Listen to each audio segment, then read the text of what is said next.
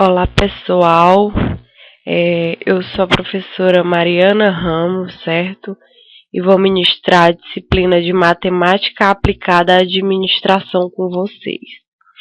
Bem, nessa unidade 1, nesse início de disciplina, nós vamos comentar um pouquinho sobre o contexto das finanças, certo? Na história da matemática, falando do dinheiro, de sua temporalidade.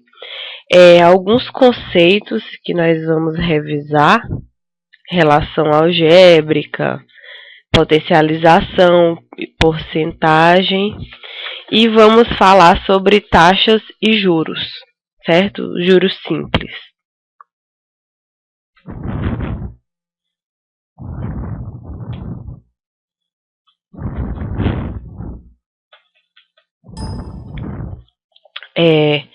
Então, dinheiro e temporalidade. A gente costuma dizer, a gente pega dizendo assim, que R$100 antigamente valia muita coisa e hoje em dia não vale nada, não é isso? Pois é porque existem vários fatores, vários elementos básicos que são levados em consideração, que incidem em cima do dinheiro, né, que muda o seu valor. É totalmente correto você dizer que R$100 antigamente valia muito mais do que hoje, né? Então, esses elementos básicos, quais são eles? Por exemplo, a inflação, certo? Os riscos que você corre de aplicar e não dar certo, as incertezas do mercado, a utilidade e as oportunidades, certo? A matemática financeira, ela possui diversas aplicações no atual sistema econômico, e muitas situações estão presentes no cotidiano das pessoas e têm ligação imediata com o dinheiro, certo? Em todas as situações é necessário ter educação financeira. É necessário a gente ter educação financeira, a gente tendo muito dinheiro ou pouco dinheiro. Até porque você vê muita gente que tem muito dinheiro e é descontrolado, e tem gente que tem pouco dinheiro, mas que consegue encaixar seu orçamento, consegue levar a sua vida toda direitinho, baseado naquilo que tem. Então, tudo isso é questão de educação financeira, uma boa educação financeira, certo? Aqui eu coloquei juros, que é a afinidade entre o dinheiro e o tempo. A gente vai ver no slide à frente que os juros, na verdade, foi uma oportunidade, né, da afinidade entre o dinheiro e o tempo. Os juros. O que a gente pode entender por juros? Porque ele pode ser compreendido como uma espécie de aluguel sobre o dinheiro. A remuneração cobrada pelo empréstimo do dinheiro, certo? Aí, como eu já disse, é uma afinidade entre o dinheiro e o tempo. Os juros foi uma oportunidade, certo? E os fatores que influenciam os juros. A oscilação do juro, ele depende não apenas da vontade política e econômica do ministro da Fazenda e das decisões do Banco Central, certo? Mas também de políticas econômicas nacionais e internacionais, período de crises financeiras, alta e baixa na taxa de desemprego, o índice de desenvolvimento humano e vários outros fatores. Tudo isso influencia na oscilação dos juros, certo? Como eu disse, a gente vai revisar alguns conceitos. Vamos começar por potenciação. Para que vocês não tenham problemas mais na frente quanto aos nossos cálculos, enfim. A potenciação ou exponenciação é a operação de elevar um número ou expressão a uma dada potência, certo? Para a gente entender melhor, eu coloquei um exemplozinho aí. 2 elevado a 3. Dizemos que o 2 está elevado à terceira potência, certo?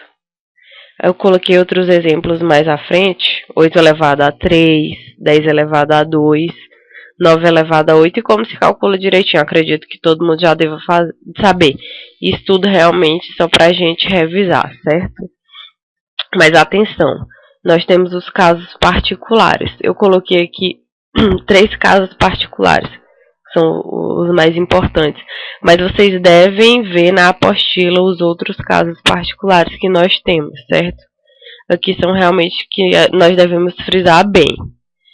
Quando o exponente é igual a 1, certo? Se conserva a base. Por exemplo, 2 elevado a 1 vai ser igual a 2, certo?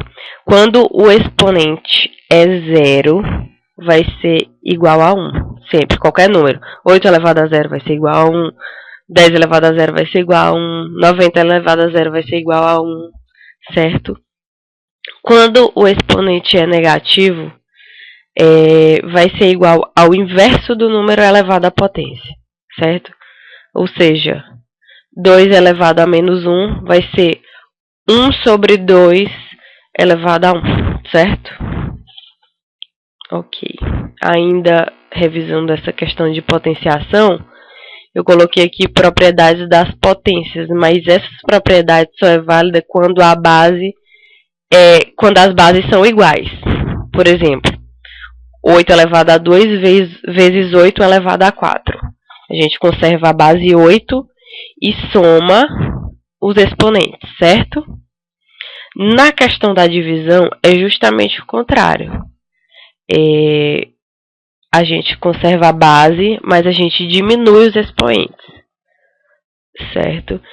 E com a base com potência elevada a outra potência, nós multiplicamos. Tudo bem?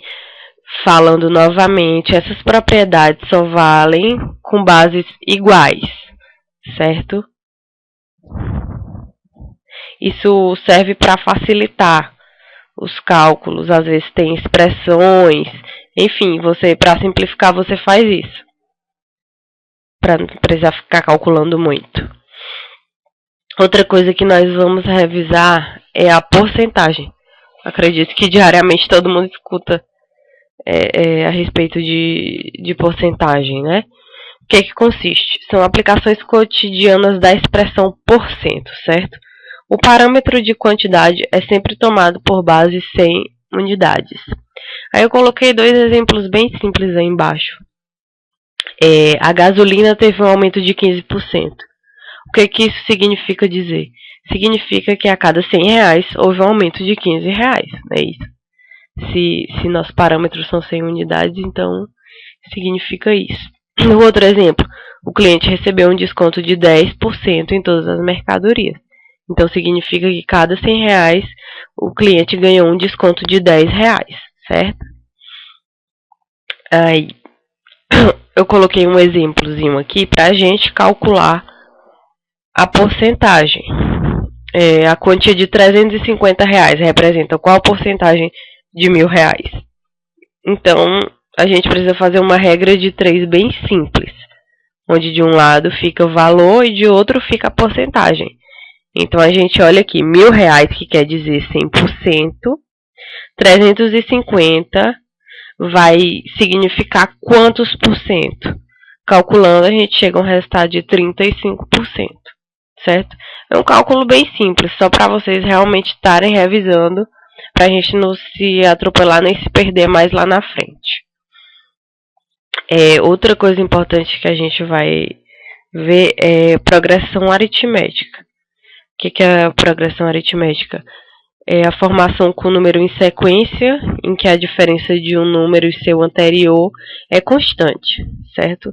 Essa é a principal característica da progressão aritmética. Caso essa sequência não seja constante, ela não é uma progressão aritmética, certo? E a diferença entre os termos é chamada de razão. Então, eu coloquei 2 exemplos bem simples aí embaixo, certo? Onde, para saber a razão, a gente pega o segundo termo, diminui do primeiro, a gente já tem a razão. A primeira razão é 3 e na segunda a razão é 6. Mas lá na frente a gente vai ter uns casos mais complexos, onde a gente precisa saber um termo muito distante. Por exemplo, o 18º termo, que se a gente for contar a gente vai perder muito tempo. Então a gente joga na fórmula, que é bem mais simples e é uma fórmula muito simples, que é igual a n igual ao primeiro termo mais n menos 1 vezes a razão, certo? Eu botei um exemplozinho aí embaixo, certo? Que dada essa PA, descubra o sexto termo. A primeira coisa que a gente tem que fazer é descobrir a razão, A razão dessa PA. Então, a gente pega o segundo termo menos o primeiro, que dá a razão de 4, certo? E então joga na fórmula. A fórmula que é do sexto termo, então vai ser A6 igual a primeiro termo mais o n menos 1, que é 6 menos 1, vai dar 5 vezes a razão que é 4. Então, a gente chega que o sexto termo é 23. Então, vocês estão vendo que é uma fórmula bem simples, não tem bichos de 7 cabeças, certo? Isso daí vai constar bastante nas atividades de vocês. Acredito que vocês não vão ter dificuldade para isso aí não, tá bom? Vamos falar um pouquinho de taxa, certo? As taxas referem-se aos valores expressos em porcentagem. No nosso caso, elas sempre vão ser expressas em porcentagem. Elas são geralmente, mas elas no nosso caso sempre vão ser expressas em porcentagem. As taxas, elas têm 3 tipos, certo? Taxa nominal, taxa efetiva e taxa real. A taxa nominal é quando o período de capitalização dos juros ao capital não coincide com aquela taxa referida. Por exemplo, eu coloquei 2 exemplos aí embaixo. Esse primeiro exemplo, 12% ao ano capitalizados mensalmente. Percebam vocês que a taxa está aí ao ano, só que ela está sendo capitalizada mensalmente. Então, ela não está coincidindo, certo? Elas não estão coincidindo. Já a taxa efetiva é quando o período de capitalização dos juros ao capital coincide com a taxa referida, que é justamente o segundo exemplo que eu coloquei aqui. 10% ao mês capitalizados mensalmente. Vocês estão percebendo, ó? 10% ao mês capitalizados mensalmente. Então, isso daí, elas coincidem. Então, essa é a taxa efetiva. E a taxa real é a taxa efetiva corrigida pela a taxa inflacionária, certo? Nós vamos utilizar bastante as duas taxas, tanto nominal quanto efetiva. Vamos voltar então a falar dos juros.